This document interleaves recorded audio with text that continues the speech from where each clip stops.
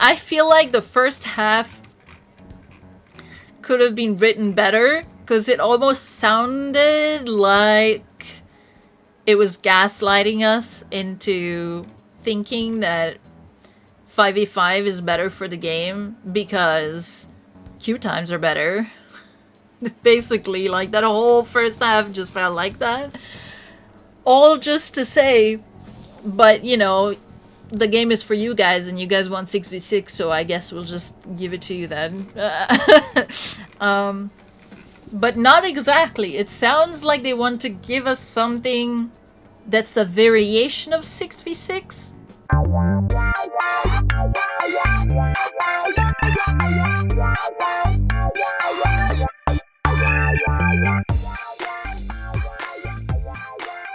Alrighty. I'm seeing some news, and I decided not to do anything. Oh, excuse me. I decided not to do anything until, or say anything, sorry. No, I'm distracted, 1 second.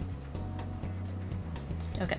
I decided not to do anything in regards to like reading the news or anything like that, because I wanted the I guess reaction to be genuine.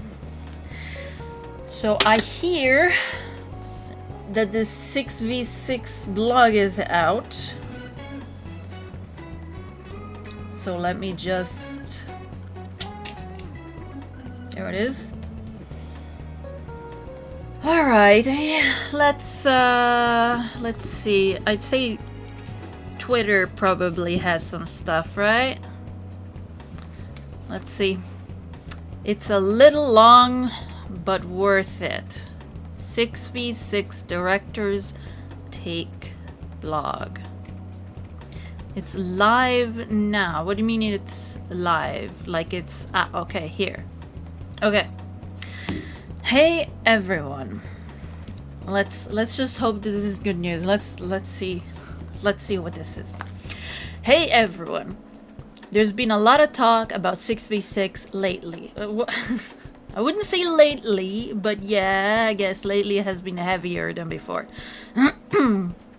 And it's only intensified, yeah, exactly, in recent weeks, since we posted our latest director's take and made a Twitter post with a promise to talk about it in the future.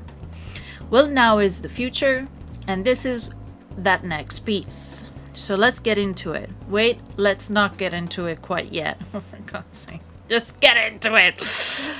This is a pretty complex and nuanced topic, and it gets the beating heart. Yeah, and it gets to the beating heart of what makes this game tick. Our players have different opinions and preferences about the ideal number of players in an Overwatch match. And so does our team. We're a microcosm of the broader community and discuss this internally. Yeah, they did say that before, that there's like internally people who disagree on whether it should be 5v5 or 6v6. I'm hoping that this piece will serve as an introduction to our discussions and a jumping off point to engage with all of you. Okay? I'd also like to set a few expectations and ground rules. Firstly, it's pretty long. Creators are going to lose their mind. Oh no, lose their voices reading this one aloud. Well, let's hope that I don't. How long is it? Yeah, it's pretty damn long.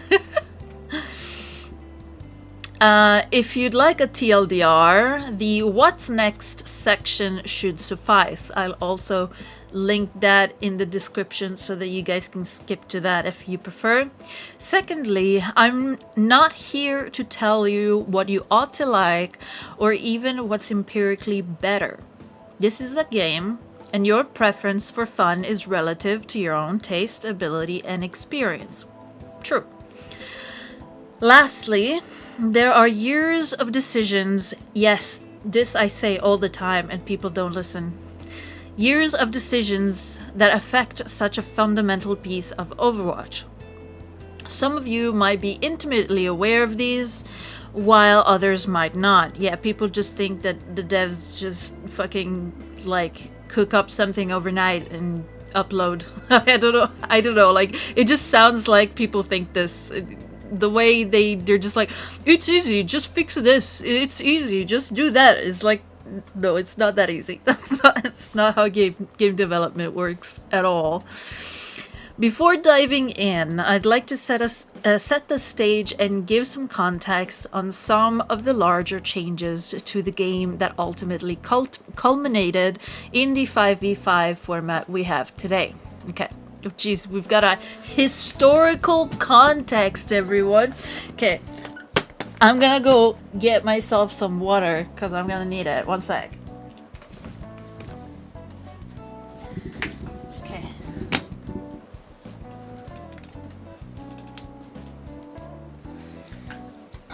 Grab this water. I'm gonna make this a little bit bigger so that you guys can hopefully read it a little bit better as well.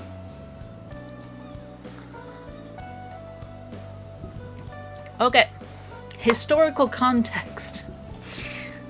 Okay. There have been 3 large format changes to Overwatch. I would say removing no limits, putting in roll queue, and 5v5, I think. Is that what they mean? First happened shortly after the game launched. This was hero limits, yeah. Before this, there could be any number of particular hero, partial heroes. Half a Zenyatta, half a fucking Ana, like what the fuck? Of particular hero on one team. You could have 6 Genjis, 6 Reinhardts. If my memory serves right, the winner of Team 4's first internal tournament was 1 Winston and 5 Zenyatta. Jesus Christ. We called it Quinston. Zenyatta orbs stacked with no cap to healing at the time. It was glorious and terrifying. During early development, it was necessary to have duplicate heroes per team. Our first core combat milestone only had 4 heroes. As the heroes grew, this was no longer necessary, and it also introduced issues. Yeah. Overwatch heroes have very distinct kits with impactful abilities. Stacking abilities could be fun, but it posed challenges to balancing many of those abilities in the game. People reference double barrier, yeah, the double shield meta, but back then you could have 6. Imagine cycling 6 immortality fields. The number of team compositions and strategies available was huge. That variety was great, but we didn't feel like we could ever truly balance the game without severely watering down our heroes. So we made the choice to impose a limit of 1 of each hero per team. This essentially solved the issue of ability stacking, but it did have a few side effects. It traded some of the creativity in putting together team compositions for a more consistent and balanced experience. It also took away some choice from players. If someone wanted to play Tracer, but you were already Tracer, they would be unable to. A theme of this and future decisions was limiting match variety, as well as player freedom and creativity in order to create a more balanced, consistent, and competitive experience for players. Remember this point, because we'll touch on it a few more times in this piece. I think the hero limit rule was a great decision, and we would make it again. The other 2 large format changes have a lot of positive benefits, but are not as clear-cut. Okay. The second large change to the game's format was the move from open queue to roll queue. Yeah, that's what I thought. Which limited team compositions to 2 heroes from each role. Before roll queue, there was no enforced 2-2-2 team composition, and players had the freedom to select any role they liked.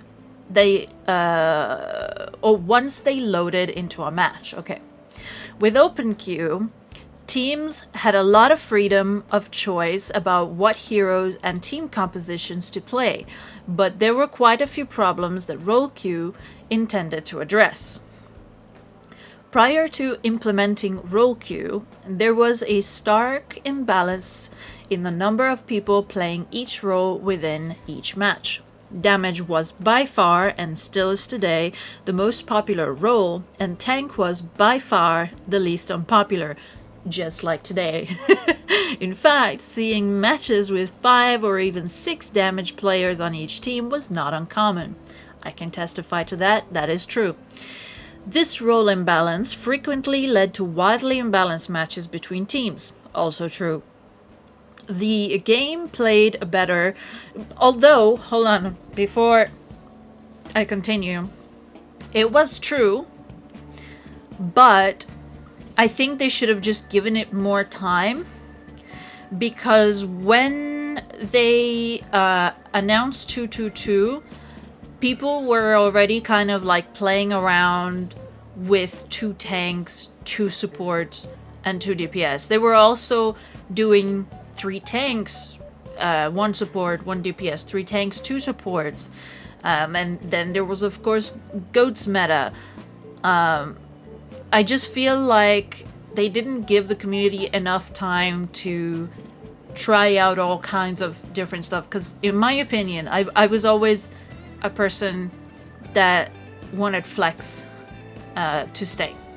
Like the flex role, because I was like, okay, I'll deal with roll queue as long as there's at least one role that's the flex role, and you can queue flex, because there were a lot of us that liked to flex, and then that was no longer available, and that made me really sad.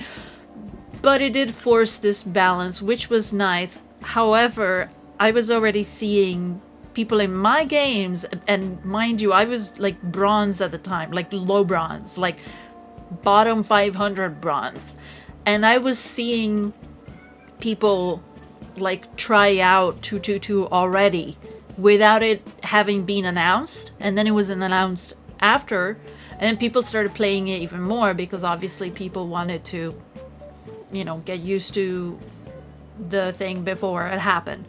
But it was already something that was being done. So I think, in my opinion, had they left the open queue out long enough, that would have sorted itself out, in my opinion.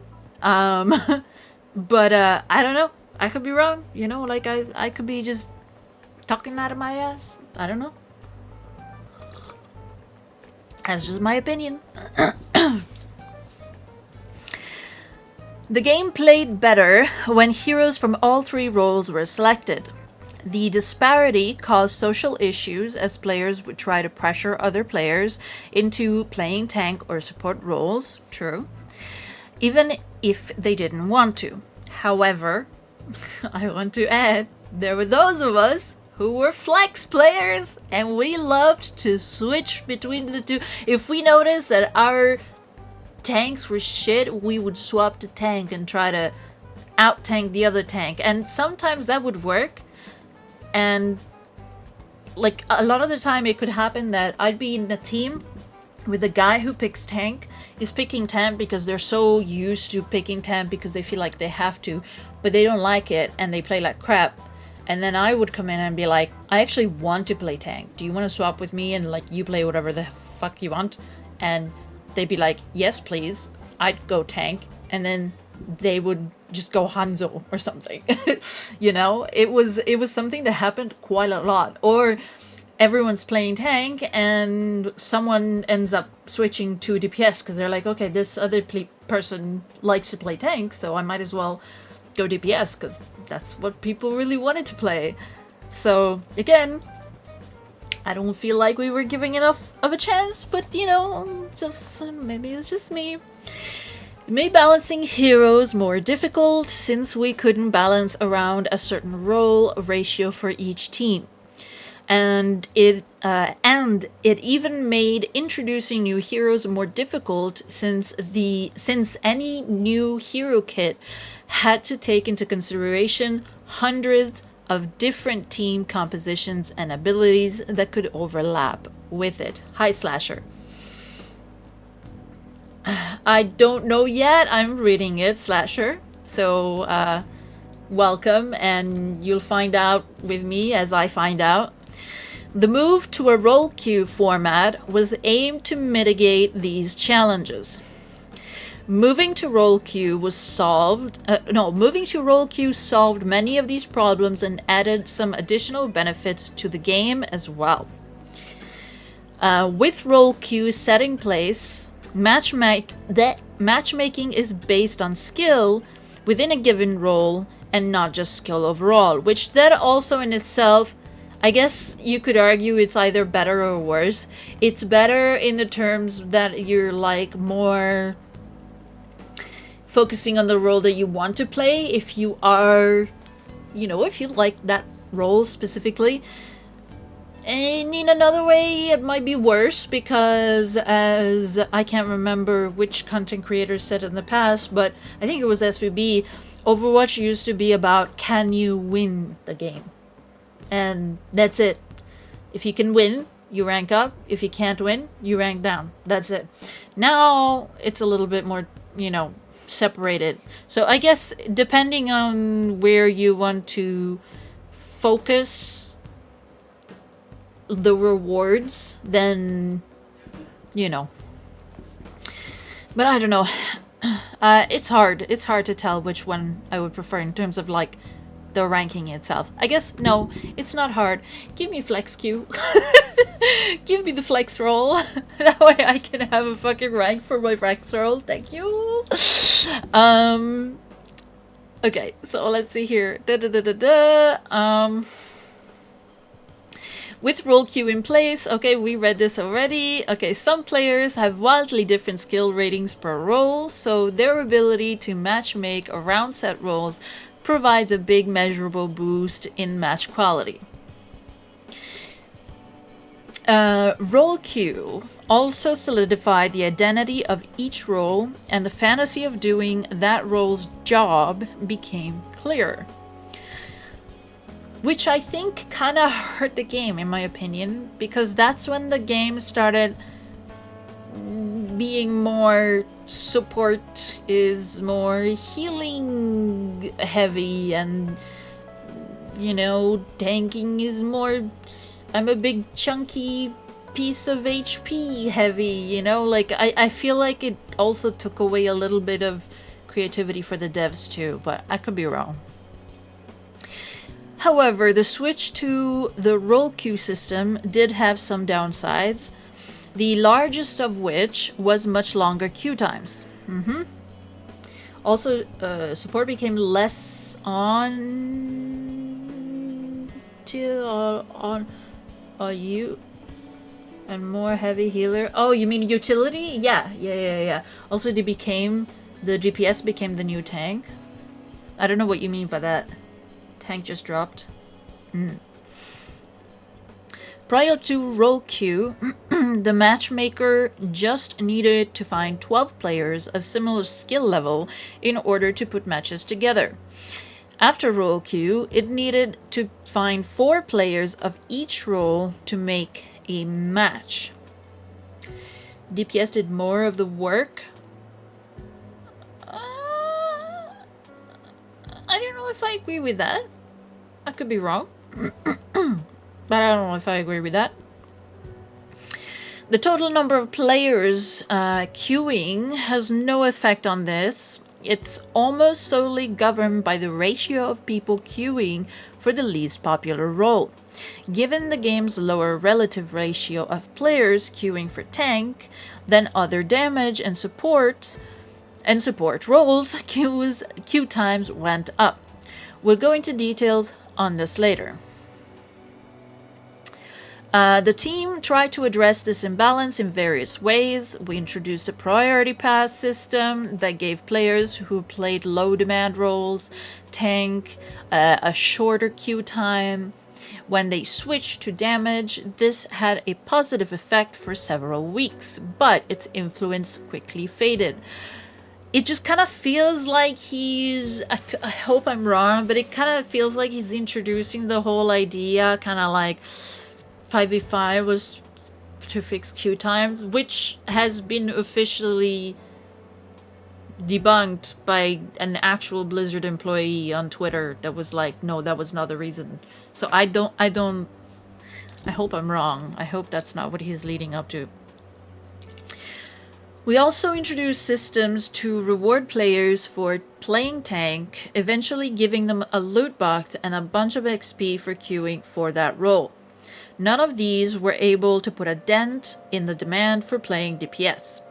Damage queue times drifted a bit slower over time, but much of this was due to the introduction of open queue competitive and the permanent loss of damage players unwilling to wait that long for a match. There were additional drawbacks with role queue. I mentioned earlier that many of our decisions made improvements to the game at the cost of match variety and player freedom. Team compositions were now locked to 2-2-2. This was another step to make a consistent experience with Overwatch, but sometimes consistency can start to feel samey. There were some pretty exciting metas in the pre-role queue world, and swapping to a hero of a different role mid-match was often a much bigger change and more exciting than swapping to one of the same role. Like hero limits, role queue took away a part of the freedom in selecting heroes that served as the base of Overwatch, but I often wonder if the success of it is as cut and dry as that of hero limits. Could there be an in-between version that softens the original problem without completely solving them? Yes, and also isn't quite as restrictive as our current role queue system, a bit more that later. Yes, flex roll, please. Or swapping, like in League of Legends, for example, you can swap characters. So for anyone who doesn't know about League of Legends and how it works, when you're picking your heroes and you're waiting in the lobby, for the match to start, if you and another person have the same heroes that you've picked, you can decide to swap those heroes.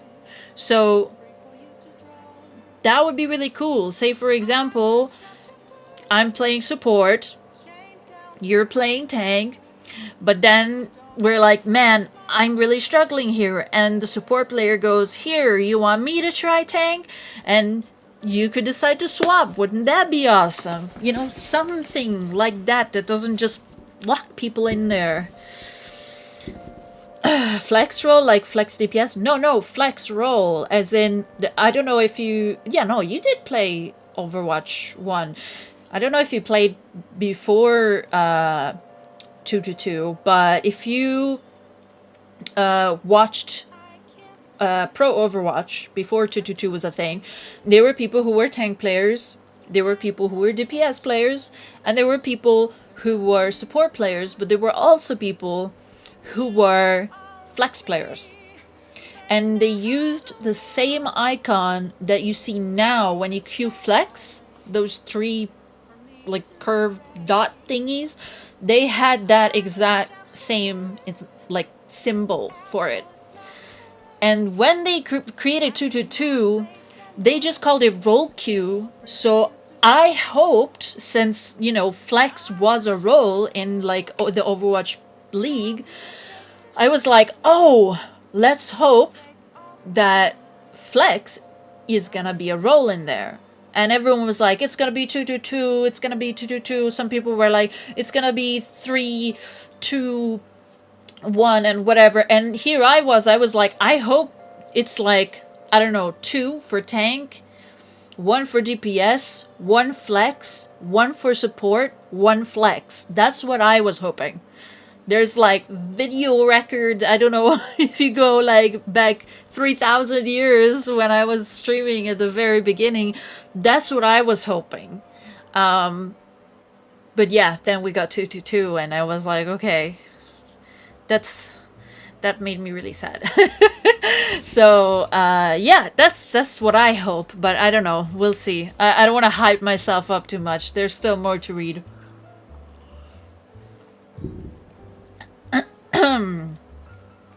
Okay. The third major format change. These challenges, as well as longer queue time, lead us to the third and most recent major format change to the game, the shift from 6v6 to 5v5.